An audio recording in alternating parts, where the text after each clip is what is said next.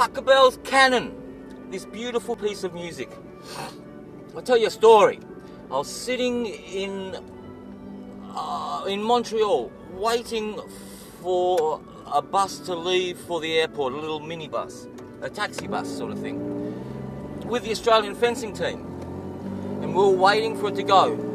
And on comes this beautiful music on the radio as the taxi driver's loading the gear into the car, into the back of the taxi thing.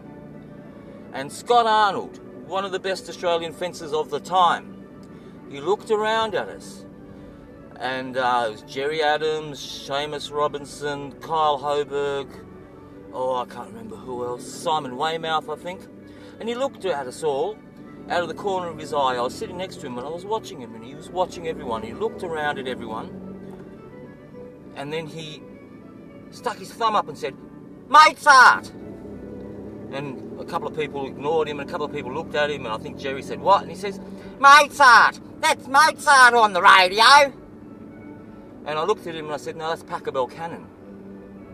And his face dropped, because he didn't know what it was, but he wanted to appear intellectual.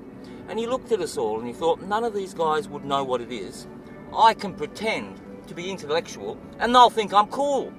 But fell on his face, didn't he? Because he didn't know that thug me, with my missing front tooth and my propensity to fight, get drunk and cause havoc. He didn't know that my mother had taken me to every classical music show around, and that I knew it all. And I know this music is Pachelbel's Canon. And it's not bloody Mozart at all, Scott Arnold, you fool!